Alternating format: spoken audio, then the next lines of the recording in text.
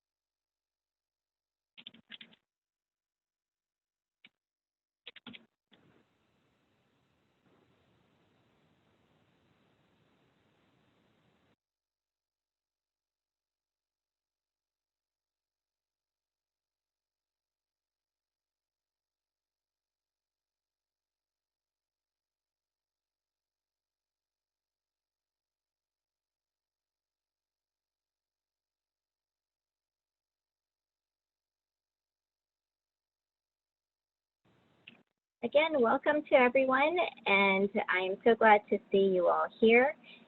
My name is Allison Jackson, and I'm very happy to see you all here, and thank you to our panelists as well.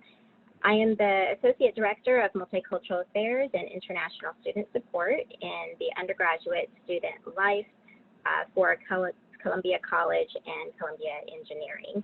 This webinar is the second session for international students and is part of the 8-week series that will cover 4 different themes. This week's theme was Life as a Columbia Student. Please note that this session includes closed captioning, which you can turn on by using the toolbar at the bottom of your window.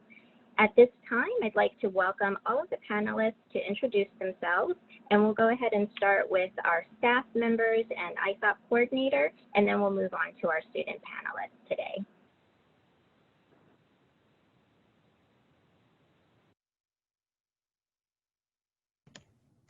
Hi, my name is Simone Medley. I work in undergraduate student life for Columbia College and Columbia Engineering as the Assistant Director of Student Engagement. So I work with different student clubs and groups on campus, as well as a couple of different travel programs.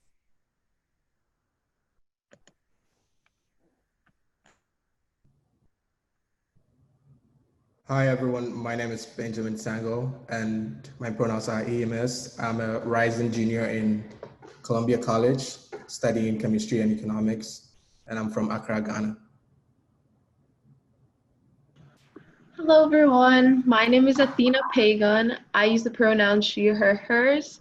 I am in the School of Engineering and Applied Sciences, majoring in biomedical engineering, maybe minoring in dance, and I am from Kingston, Jamaica. Hi everyone, my name is Haya Khandour. My pronouns are she, her, hers. I am in the School of Engineering and Applied Sciences as well, rising junior, so class of 2022. And I'm studying civil engineering with a minor in Middle Eastern Studies. And I'm from Beirut, Lebanon. Hi guys, my name is Laurel. My pronouns are she, her, hers, and I'm a Columbia College student, majoring in biochemistry and minoring in computer science. And I'm from Port of Spain in Trinidad and Tobago. Hi everyone, welcome. My name is Azvinur Selik, but all my friends call me Ozzy. My pronouns are she, her, hers. I'm a rising junior in the School of Engineering as well, studying biomedical engineering. and I'm from Izmir, Turkey. Along with Laurel and Haya, I'm one of the head coordinators, ISOP leaders.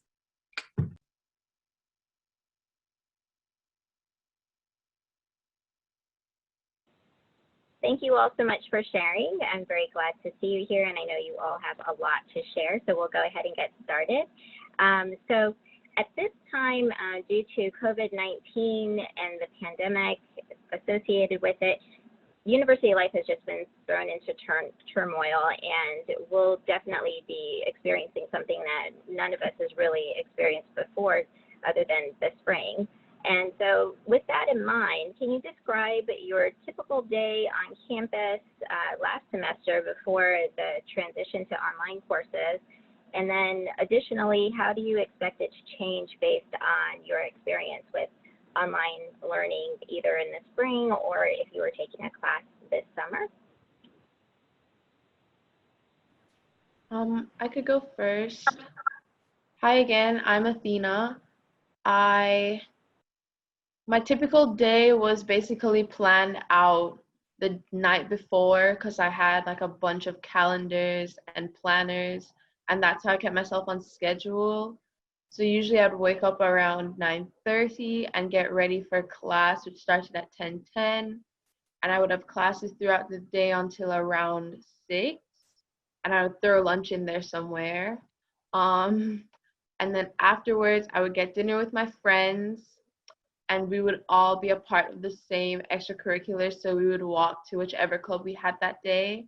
And then when that was done, we would go to one of the libraries around campus and do our homework together in a group. And that was also always very helpful to always have someone to walk beside and walk home, especially if it was a late night. And on the weekends, I would have dancing, and I would go to the gym and sometimes try and get out of campus and go around the city and see some things. So that was a typical day for me. And I see campus changing a bit in terms of I wouldn't be able to, wave to my friends around campus as much because I wouldn't see them as much. Like I would see the same person 4 times a day. So I see that changing, and also how much interaction I can have with professors and TAs. But I'm kind of excited to see what the change brings. Yeah. Thanks. And Laurel, do you want to share? Oh, yeah, I can give a CC typical day from that perspective, which is honestly almost the same. I would wake up also at 9:30 after planning out my day in a planner that the school provided actually, which is really great. And I would have class at 10:10, so I'd walk to class, and I always had a gap, or I tried to keep a gap around midday for lunch. So I would walk to John Jay with some friends, and we'd have lunch there. And if I still had time with the gap, I would try to go to a library, because those spaces between classes, you got to do work between them because they build up. So I would walk to a library and we'd do some work there, and then I'd head to classes afterwards. And similarly, I'd get dinner with some friends. And if it was a heavy day, I probably wouldn't do that much work after class. I would probably do an extracurricular or like go to bed early or something. And I'd try to save work for maybe lighter days. And in terms of the change in format, I think, like Athena said, it would be a different type of interaction that we'd have with our peers, both in and out of class. But I think adapting to it is definitely something we can do, maybe like video chatting to work instead of working with each other in the library, or attending office hours when you can, or emailing a professor to make appointments. So it definitely changes in terms of maybe how you have to go and seek out people, but I think the amount of time that you can spend with them, you can definitely try to do that the same way. Yeah, it must be really bizarre. So definitely throughout this session, people will be talking about their own personal experience and the panelists will chime in if they have anything to add. But I just want to take this time to also thank Simone and Benji, because they're actually monitoring the questions and answers feature while we're conducting this conversation. So keep in mind, while our panelists are speaking, please feel free to enter your question into the question and answer area, or Q&A as we like to call it. It's at the bottom of your Zoom window, so feel free to enter your questions. And so at this point, if there are any questions that come up while we're talking about a particular topic, we might pause to answer that question. Otherwise, we'll go into a Q&A period at the end of the session as well. So for the next question, if one of you could please share with us what on-campus activities you've participated in and how did you get involved, especially considering when things went online, but how do you anticipate becoming active on things on campus for the fall, or are you already active on things in the fall? And more importantly, how did you balance it all? Because I know that Columbia students are pretty busy, and just hearing your day by day, it sounds like you definitely were. So please feel free to share. I can get started if needed. So hello everyone, I'm Haya again.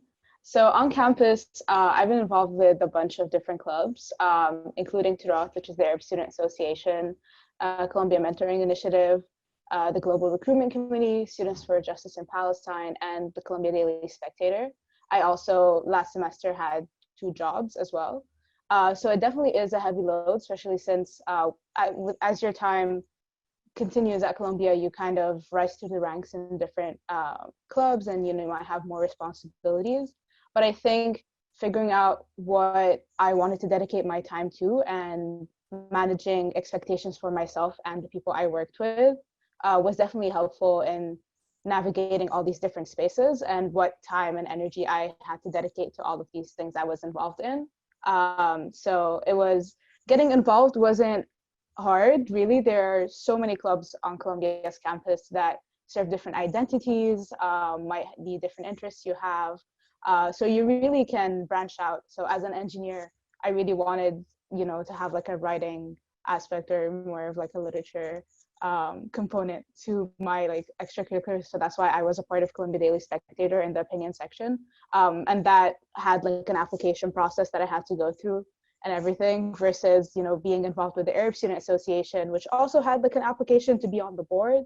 But it was much more of a welcoming environment in terms of, everyone that shares this identity or identifies as like an Arab student is welcome to, come to these spaces and participate and help organize and all of that.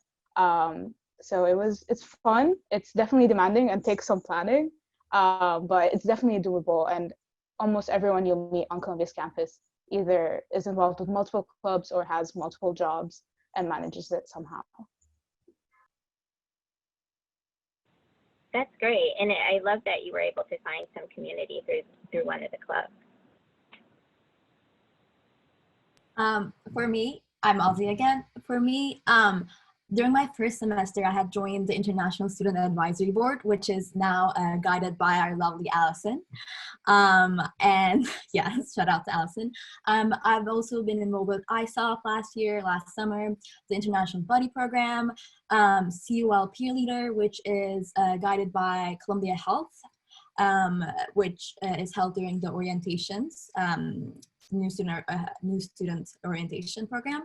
Also Peer Health Ambassador, which is a pilot program, which was a pilot program last spring, but will starting this new semester. And also I've been working in a research lab at the medical center, Columbia's Medical Center, in a biomedical research lab, as well as I had some experience volunteering in a local nursing home in Harlem.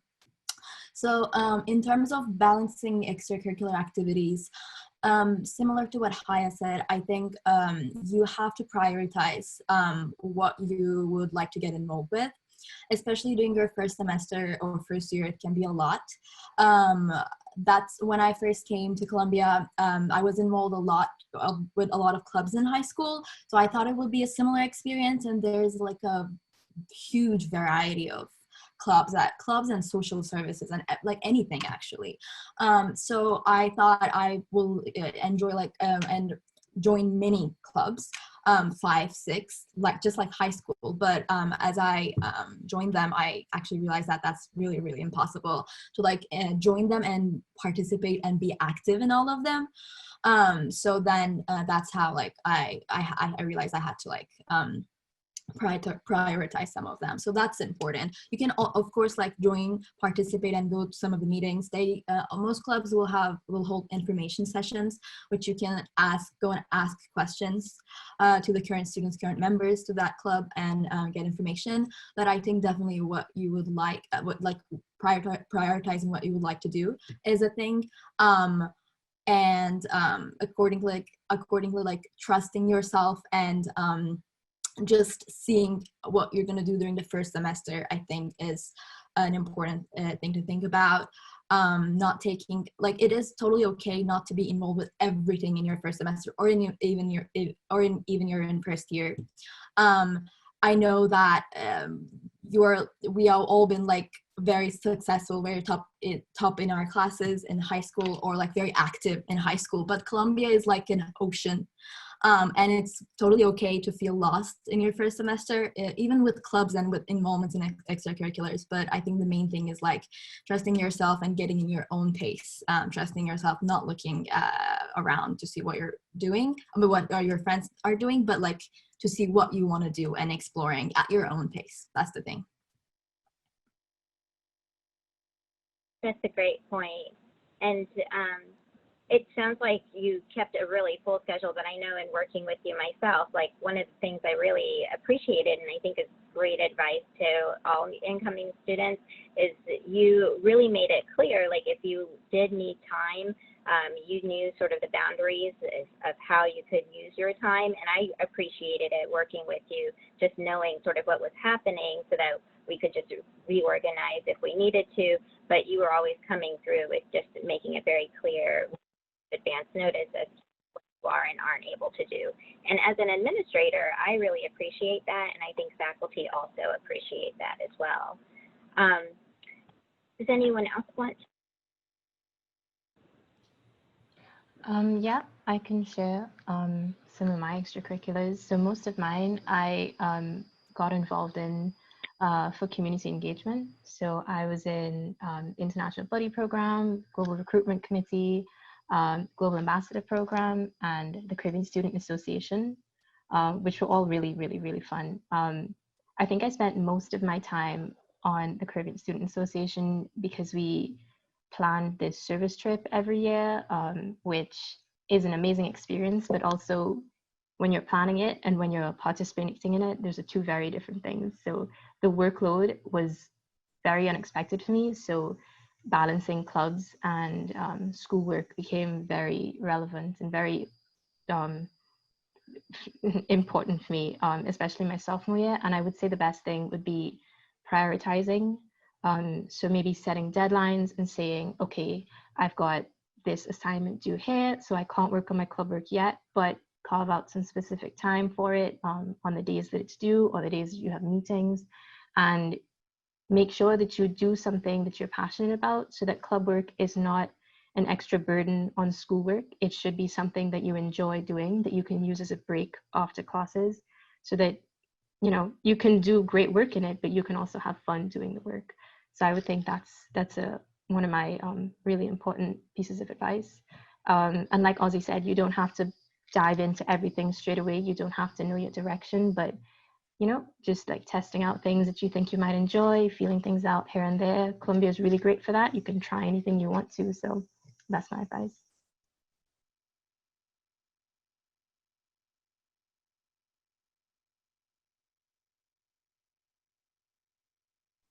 Oh, Allison, you're still muted. Thank you. So we have a few questions coming into the questions and answers. So it looks like we can address one of them. Haya, do you want to address Mohammed's question regarding studying remotely? Yeah, so do you want me to read the question again? Sorry. Yeah, so for studying remotely and being in different time zones, so I'm currently in Lebanon, so that's 7 hours ahead of New York.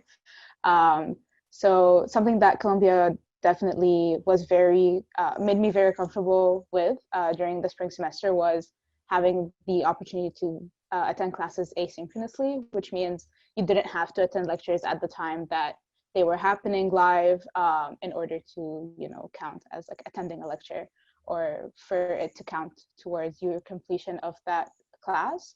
And that will be continuing in the fall and the spring as well. Almost all courses are offered in an online format. And actually, I was just attending a town hall for my department a couple of days ago, and they're talking about how all classes that will be in person will have these like HyFlex models with like new technologies that will allow students to also attend in person, but also everything will be recorded and available for you at a later time. So I think it is definitely doable. It is a struggle sometimes, especially trying to like sync your schedules with everyone else's schedule and attending meetings and all of that. But I think prioritizing your own needs and figuring out what works for you and not feeling the pressure to, have to adjust like the way you sleep or how you're gonna be like engaging with your day because of that is key if you're attending from a different time zone, because you need to also make sure you're staying healthy in order to continue to do well in these classes. Absolutely. I know that's a big challenge, and the university is working on trying to make sure that there's enough courses available so that people do have a choice about taking things asynchronously or synchronously, synchronously being like in real time. But it's definitely a challenge, and I agree with Haya. Definitely make it a priority to do what you think will be best for you. And so we can go on to another question. I think this is going to be hard to answer because we're all sort of in different places doing different things, but perhaps you can share what a typical weekend would look like for a Columbia student. And maybe you can give an example of both before COVID and now with COVID. I could take this. For a typical weekend, for me, there was no typical weekend. So there was always something new happening and something different happening for me every single weekend. Like there was never a plan except for dancing and trying to get some exercise in for health reasons. And my friends can also attest to this, like my friendship group, we would always have something different to do every weekend. At one point when we were building a game for one of our classes, it took like 2 weekends in a row to like be together all the time and finish the game. And then another weekend we went to museums on the Friday and Saturday. Another weekend we just went to a park and sat down. Another weekend it was like hitting the books really hard. Another weekend it was me helping my dance group because I'm on the board. We were preparing for a show. So it was always something different every weekend. And I feel like that's the typical weekend for every Columbia student, where it's something different, but it's always something new and exciting.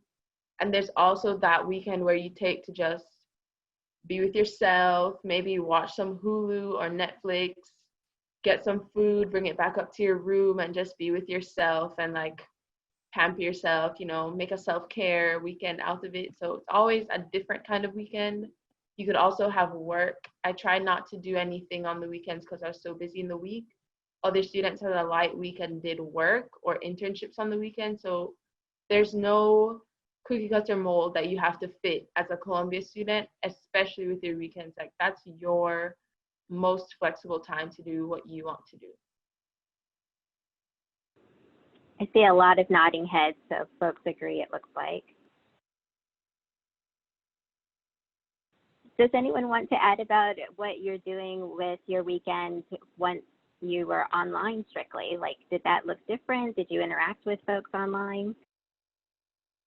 I think I can answer that, but just before, one thing to one thing good about Columbia is that on Fridays, we don't have most classes on Fridays except for the language classes. So what I tried to do is on Friday before COVID, I tried to relax a bit, maybe go and visit a museum, or if I'm lucky, go to a Broadway show, or just like do some window shopping in Midtown. So I think that's a really good way to like relax after a really like stressful and busy week. And then during the weekend, I focus more on studying or like getting some work done, getting some projects done, or like going up to the lab and like doing some work in the lab. But actually, like after COVID, this rule didn't change for me. Again, on Fridays, I try to like relax, watch Netflix or Zoom my friends, or like learn a new recipe maybe, depending on your hobbies. And then again, during the weekends, I try to get some done. That way it's like a really nice break for me in the middle of the, like kind of in the middle of the week, for me to like get my head clear. Yeah, if I could add on to that, I think figuring out like what you need to do for the weekend is extremely important. I think Athena kind of touched upon like every single thing that's possible to be done during the weekend. So for me, for example, this semester was the first semester that I did not have classes on Fridays. Laurel and I actually had like a lab in like spring semester of freshman year that was like 5 hours on a Friday. So I was able to like actually properly dedicate time to getting a job, which like was something that I needed to do this semester. So that's also something that you can do. And then on the weekends, figuring out like if you definitely take time for yourself, like no matter what you have to do, I'd say like the number one thing is take time for yourself to do something fun, something non-academic, non-club related, whether it's just literally going to get like coffee somewhere fancy for once. Like do something for yourself on the weekends, be it whether you're at home or you're on campus. And I think it was definitely more time to catch up with friends once we became online. Thank you for that. And I definitely agree. From what I've seen when I work with students in the office, especially if you come to the United States and you're studying, it's often very quick how you get deep into your studies, and that becomes really important. And then you start to forget the things that gave you joy. And next thing you know, you're suddenly just so over the top with the university because you're so busy with classes, but you need to make time for that joy. Otherwise, you just get too enveloped in sort of the day-to-day routines and everything. So I love that you all found ways to make time for yourself. That's wonderful. So we'll switch over to a question that's sort of related with academic work, and Benji's come on to answer that question. A student asks, hi, do you recommend taking the international section of university writing? For those of you who took it, what was your experience? Yes, so I took the international section of the university writing course, and whether I recommend it or not, it depends on the needs and your experience with writing at the university level, because some high schools make you write at very high levels, but in my case, that wasn't the situation. So I took the university writing for international students. And one great thing about it was that, one, you had the chance to have a standing appointment with the University Writing Center, which is about the first 6 weeks. You get a chance to meet with a writing consultant to talk about your writing projects, which was very helpful for me. And also the opportunity to have people from all parts of the world in your class was very interesting, which gave us perspective on various topics we were discussing in the text we were reading, which I think was very useful for me. And also the professors were very understanding of your writing needs, which doesn't mean the requirement of the writing course is lowered for you. It's the same as all other sections, but the professors find more time for you to talk to you and talk about your project. So I think that was the great part of it. Thanks, Benji. That's a great tip. And if you saw the online learning session yesterday, you can, and if you've missed it, you can go to the Countdown to Columbia's website and catch up on the recording. It should be up probably in the next 24 hours or so, at least at this recording. But also, the week, a few weeks ago, we had a whole week of different advice about academic life and particularly university writing. So university writing was discussed in the core curriculum discussion as well as the academic integrity session. So if you need more information about university writing and resources related to that, you can definitely find that in the other videos from the previous week. So Ozzy, do you want to answer the next question? Yeah, sure, Allison. So this question asks, did any of you had to take a lab course online? If so, what was it like for you? Did you think you missed out because it wasn't being done in person? So right now, actually, since from the beginning of the summer, I have been taking general physics lab. I took it and now I'm taking. It's all fully online. It's interesting because, I mean, you can't do the experiments hands-on. We are using interactive websites that actually do the experiment for us, I mean, and you have to like make measurements, take measurements, make observations, and write a report according to that. The expectations are similar. You have to write a report at the end of every experiment. You have a TA that you might ask questions, but of course, being outside in the lab environment might be a challenge for those who would like to get hands-on experience. But I think talking with your friends, we're 12 people in the class, talking with your friends about these questions, the problems that you're facing, like about the physics and also outside of the physics, just about in general, I think helped a lot to like compensate that loss. So I would say, like, since I'm a rising junior, I'm glad that I'm taking this class for the sake of my degree advancement.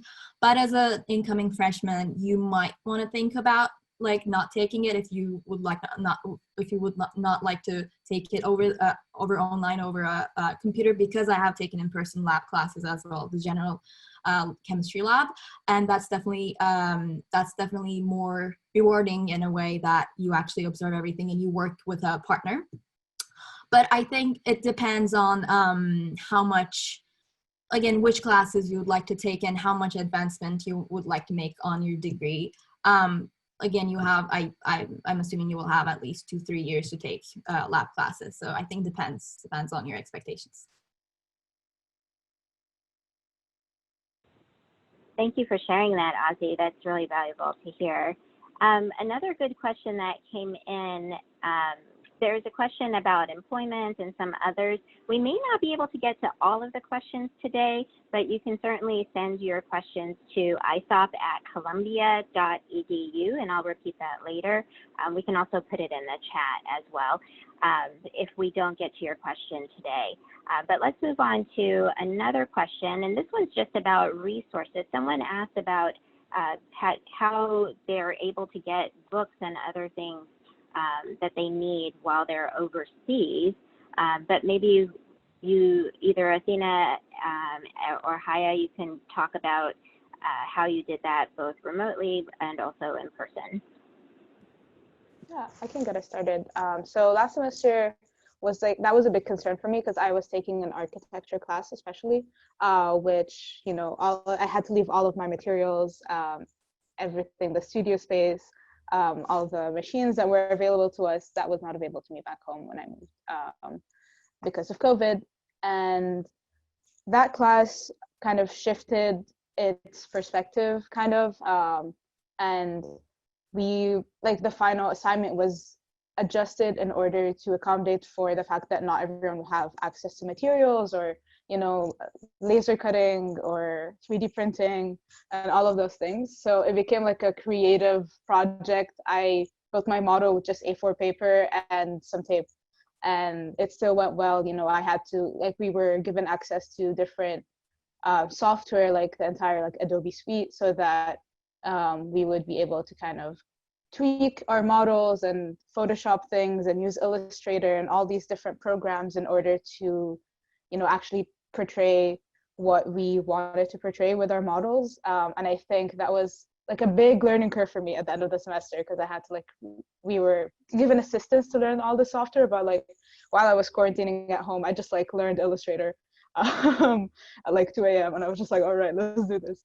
But then in terms of books and everything, other classes as well. So I was taking like engineering courses as well as, like Middle Eastern studies like courses, and everything was available to us as a PDF or as like an online resource, because not everyone would be able to like purchase those books. Some people had to like leave. If they had like books, they had to leave them in their dorms or in New York or whatever. And I think it was very interesting to see like the shift to, making everything accessible, making sure everyone is able to afford these things, making sure everyone, can adjust like the different learning tools that they need according to where they are.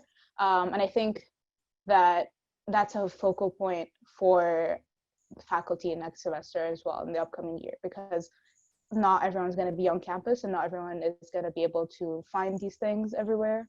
So I think make sure to be vocal about your needs and ask for accommodation when it's not available to you. And faculty, more likely than not, and most of the time, will help you and will try to accommodate you as much as possible. So never feel the need to, like burden yourself either financially or otherwise in terms of like trying to find materials or books and everything. Yeah, and I just want to add, I like the fact that you're saying make your voice clear if you need something, because I definitely have found in the time that I've been at Columbia that higher ups can be very receptive as long as they know what's happening. So do inform people. You can tell me, you can let your academic advisor know, you can tell fellow students to find out what the best resources, but that's definitely helpful, particularly for students who may be first generation and or low income. My colleague runs the first generation and low income area for Multicultural Affairs, and they have a wonderful list of resources that is available online, but there's also a community of folks who have tried to figure it out, and they're also located all over the world. So do reach out if you have any questions about that, but we try our best to provide things, and if we're not able to do it 100%, we try to get you as close as possible. So thank you for that, Haya. Okay, so looks like there's lots of great questions coming in, and we're definitely going to try to get to all of them. So please continue to submit your questions as you like. So one of the questions that we had thought about was just, there are so many different online and in-person resources which have helped different students in different ways, but particularly for international students, is there a particular online or in-person resource that you think are just really valuable and shouldn't be missed?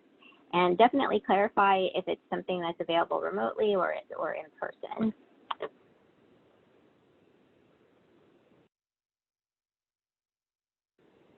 And specifically, I know, keeping in mind what Ozzy had mentioned earlier, I know that as a peer health person, that's a wonderful service, and I know you did a lot of work on it last year, so maybe we can start with that. Yeah, definitely. I would love to. So last summer during the new student orientation, I served as a CUL peer leader, and this program is run by Columbia Health, which we talk about. We have like healthy conversations about alcohol usage and drug usage and stress management, mental health, well-being.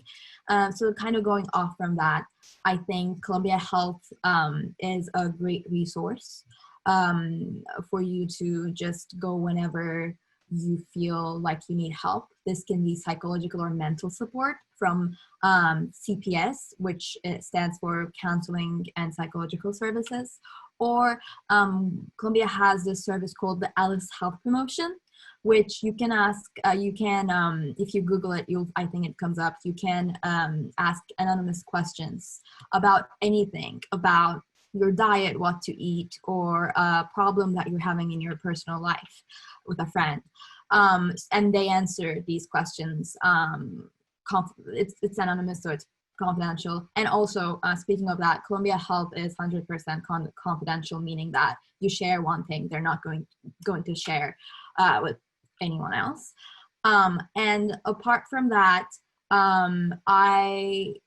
I think it's CC, the Columbia Center for Education, is a great resource. Although as an incoming first year, it might be like not the first address that you would like to go to and think about like your career when you're just starting your college. But still, during my summer as a first year, I used their engineering funding program to get funding as I was staying in New York, as I was working in my research lab.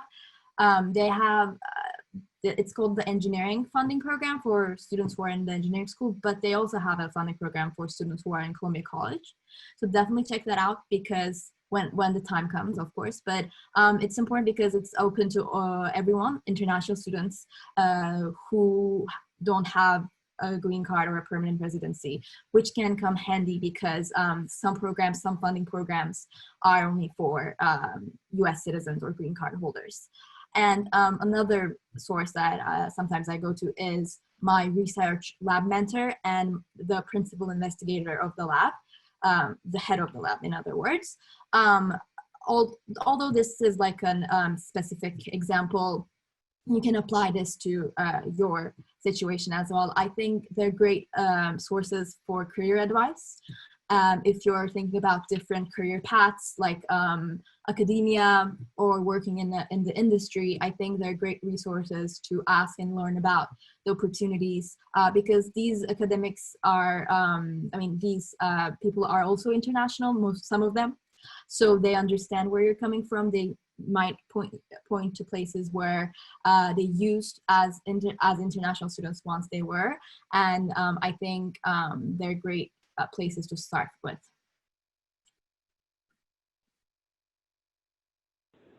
Thank you, Ozzy.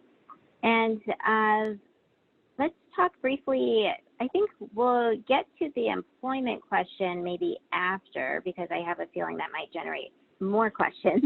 So Laurel, why don't you go ahead and share what you wanted to. Yeah, so for me, especially with online classes, I think my biggest resources were office hours and my academic advisor. My advisor specifically for questions about like what's going on with classes. Everything is very confusing right now, please help me. And so definitely reach out to them. Don't be afraid to talk to them. Even if they tell you, even if they don't have a very concrete answer for you, they do normally help guide you as to like where the university is at right now, or maybe who you can contact for an answer. Maybe like your department advisor, they probably give you an email from them for them. So they're always a good person as your first point of contact if you're very confused, especially about registration for classes too. And office hours can be very, you can underestimate office hours pretty easily, but they are so important. As a computer science minor, I lived in my office hours for Java and data structures. And I thought that they would be very, maybe less helpful online, but they were just as helpful. The students really easily were able to like help you out, answer your questions, go like one by one. And you also learn if they let you listen into other students' questions. So don't be afraid to go to virtual office hours. And if you need to email a professor for an appointment because they go by email and not by regular office hours, then definitely do that. Don't be scared to email a professor to ask for help. Those two things I think really, really helped me. I can't stress office hours enough. They're amazing. Yes, that's my 2 cents. Thanks. And I know that sometimes international students have told me that they're a little bit intimidated by office hours from their professors. And was there anything that was different from how you used to interact with people who taught versus how you interact with either teachers or other folks that you interact with on campus?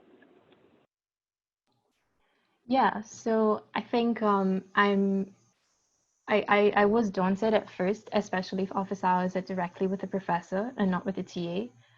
I think if you're used to having a lot of, or not such a casual way to talk to professors in your high school, then maybe you can start by going to TA office hours because you feel like they're maybe closer to your age or more friendly or more understanding. So you can start with TAs if you feel like that. But I think as you work into the class more, you'd realize that professors really do want to talk to you. They want to talk to students and reach out to you and hear what's going on. And you can develop a pretty casual relationship with your professors too. They're cool once you get to know them. Yeah, so I'd say don't let any prior conceptions about how you should view your professors in terms of like putting them very distant from you. Don't let that color your interaction with them. Go talk to them, tell them why you're confused, tell them why you need help, tell them what you enjoy about the class. That's honestly a way to go. But if you feel a little scared at first, you can go to the TA office hours too. Excellent, thank you. Does anyone else want to share about that particular topic or anything else? Okay, so we'll move on to the employment question. So Benji did answer the question in the Q&A, but I thought it would be good to just bring it up because there's probably other questions that folks have. So Benji, if you want to become visible again and chime in.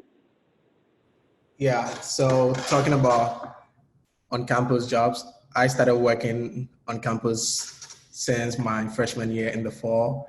And you can work up to 20 hours per week, but you don't have to work for 20 hours a week. And how to find these jobs is just through the CCE platform, which is the Center for Career Education platform, which is the handshake where you will find some jobs. And also you can just walk into the offices of, for example, the library and other departments you would like to work in and just ask them if they have some jobs for students, because not all jobs are posted online. And that's a great way to find jobs. For example, for me, I found my job through a friend who was working for COIT, that's Columbia University Information Technology. So speaking to upperclassmen who you know are working could also lead you to finding a job. Yeah, and you don't need a special authorization to work specifically on campus, which is great for an international student. But if you need to work outside of campus, which can usually happen only after your freshman year, you would have to reach out to your advisor and the International Students and Scholars Office to go through the authorization process, and you'll be fine. Yeah. Yeah, just adding on to this, like working on campus, what you can like legally do on campus, because there are some things that are only for federal, like for federal financial aid versus other types of employment. All of those things are available online. I think through ISSO, but I'm not entirely sure, but it's very easily found. And if you know that you want to work, then definitely look at that list, because it tells you, you know, there's like public safety, there's the libraries and all those things. And for those, like the earlier you apply, the better that will be for you. But also there are more like niche jobs on campus. Like I worked for the Center for Teaching and Learning, which is part of like Columbia Libraries, but it was basically like this new initiative, and I worked as a student consultant to help, you know, to help like train faculty to become, you know, more through like about like accessibility and, you know, student focused teaching and learning and all those things. And I also worked as like a translator for one of like the Columbia Law School clinics, which like that job I got through a friend who needed someone who spoke Levantine Arabic. So it really, some things just come across in different ways. So figure out like what type of employment you need, and if it's just something that, you know, you're trying to advance a skill, or if it's just something you need to do for money or for covering tuition or etc. Yeah, and there's a lot of legalities for folks who are on this webinar who are going to be F1 students or J1 students, or maybe you have some other type of visa like an H4 or an A2. There's many different kinds of U.S. permanent residents who are legally allowed to stay in the United States. Some undocumented folks, and of course U.S. citizens, are able to work as their status allows. But folks who are here on entry visas do have to take a little bit more care. So Haya mentioned the ISSO, or the International Students and Scholars Office, and they are the primary source that students should be going to in order to determine if, as an F1 or J1, how they can work on campus. There's also instructions on their website about looking for on-campus work. As first-year students, especially if you're going to be starting online this year or if you're going to be in person, either way, employment on campus isn't necessarily a focus that you need to have at this time, because there's so many other things that you need to be concentrating on, such as getting adjusted to campus, figuring out your academic schedule. But do know that the Center for Career Education is definitely an excellent resource to find answers to how to look for work, how to prepare for work in the future. Finding funds in order to support yourself is obviously a really great thing to be thinking about, even if you have full support from the university or you're fully capable of being in the U.S., because as visa holders, you would have needed to prove that in order to get your entry visa. But we all know, New York, you want to have fun. You don't really want to ask your parents for too much money all the time. So you might want to consider a job on campus, and that's entirely reasonable if you're physically here. So more information is out there. There's other sessions that we'll be talking about employment, particularly the week of August 21st. Yes. Is that right? No, sorry. The week of August 24th, we'll be talking about life beyond Columbia, and there'll be a series of sessions during that week to address some of those concerns. And for first generation and or low income identified folks, there's a session on August 12th that the Center for Career Education will be doing specifically for you. So do keep an eye out for the Countdown to Columbia email about that. But thank you very much for sharing all of that. Last thing as we start to close this session, because unfortunately we don't have all day, unfortunately. Athena and Haya, if you want to share a little bit about your experiences with upperclassmen. Yes, I really like talking about this because I think it's very fun. And my first example that I would use is the fact that Ozzy, who is on this call, was the first Columbia student I ever interacted with through the International Buddy Program. She helped me pack what I needed to pack for college. She gave me my list. She met me as one of the first people when I got to campus for orientation. She was always somewhere about that I could wave to her, and we're still friends now. And she looks so beautiful on Zoom, and I miss her. But yes, she was the first student I met, and she was in a higher grade than me. And then I got to ISOP, and all the OLs were in higher years than I was, and I made friends with them right away. And then through help rooms for different classes, I made friends with the TAs who were like juniors and seniors, and we still talk. Through my clubs, I got student advisors who could personally talk to me about biomedical engineering and dance. And we're still talking today. I was speaking to one of them earlier this week, just about random things unrelated to what we first met up to do. And I really like friends and connecting with people and learning new cultures and interests. So it was really, really nice that everywhere I went, I could be friends with people outside of my year group.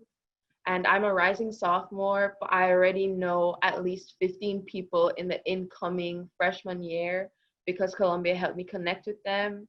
So I just wanted to touch on that very quickly and let people know that it's always possible to engage with others outside of your year group. And I met a lot of them through clubs, and all you really have to do is say, "Hi, my name is," and that's it, because everyone wants to be a friend, everyone wants to connect with you, and you don't have to force anything. Columbia is a really close-knit campus, and it's kind of small compared to other places, so you'll always be able to see friends and make friends, and you don't have to worry about containing yourself to your year group. And I just wanted to share that because it's really fun to me. No, I absolutely second everything that Athena said. Some of the most influential people on my time at Columbia have been upperclassmen, be it people who just graduated this year and I had to watch them graduate on Zoom, but I was able to watch them graduate, or people who are like currently like rising seniors in like my department who, you know, shared with me like an entire Google Drive folder that had every single textbook I would need as a civil engineer, or people who would help me decide. Like I talked to so many people trying to figure out what I wanted to major in. I changed my major like 3 times. And you know, it was like, yes, talking to faculty and talking to, you know, advisors and all of that helped, but I think what really helped me decide was talking to, you know, people who had already gone through like those tracks at Columbia specifically, and what their experiences were, and figuring out like what is the best way to navigate like this whole transition. Those are the things that have helped me the most, as well as, you know, being able to find community, like be it like as an Arab student, as a Muslim student, as an international student. You know, those upperclassmen are the ones that took me in and helped me feel at home, and help me and like other people from like my year adjust to Columbia, and, you know, be able to continue building that community ourselves. So I think everyone will want to help you. You know, you should just reach out and be there and ask questions. And, you know, you might, like, some of my closest friends are not even from my year, and some of them are still in New York when I come back because they graduated and they're working there. So I think definitely reach out to people through clubs, through classes. You know, you have like a wide variety of ages available to you through general studies even. You know, like I worked on a project with someone who already has their own company and 3 kids. So don't be afraid to reach out and branch out, and you'll meet some amazing people who want to help you for sure. Thank you all so much. And Haya, that is an excellent segue, because I wanted to give some space to Simone to talk a little bit about student engagement and different ways that you will be able to connect with each other.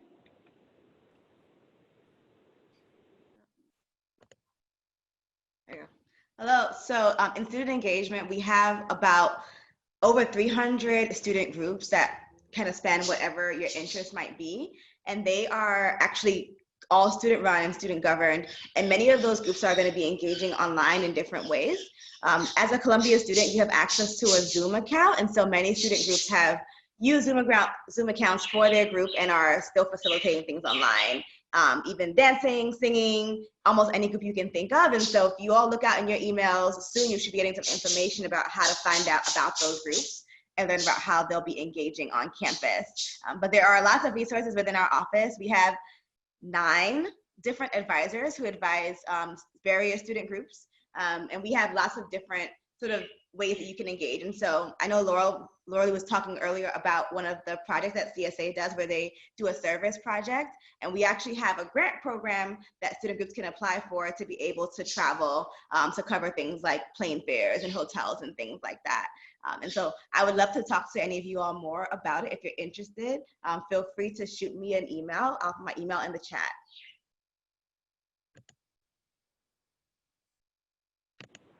Thank you so much for sharing that, Simone. And I'm also an advisor to many of the Asian identified clubs, and so I may come across you that way as well. But there's lots of different activities that are being planned virtually, and we're starting to think about the folks who are coming on campus. Benji is actually still on campus, so we're already thinking about different activities that we could be doing both virtually and also in person. Obviously, all going to be dictated by what COVID-19 looks like in New York City at that time. But either way, virtually, we're all safe. So at least we have that, right? But you'll be getting a lot of outreach through Countdown to Columbia online, and also different clubs are going to start reaching out to say what types of events that they have. So lots to do, lots of ways to interact. Zoom fatigue is a very real thing, and we're trying to keep that in mind too. So what everyone said about self-care, very important. And no matter where you are, we hope that you are considering that as well. So thank you. In our last few minutes, I just wanted to touch base and share with you some information just as a reminder.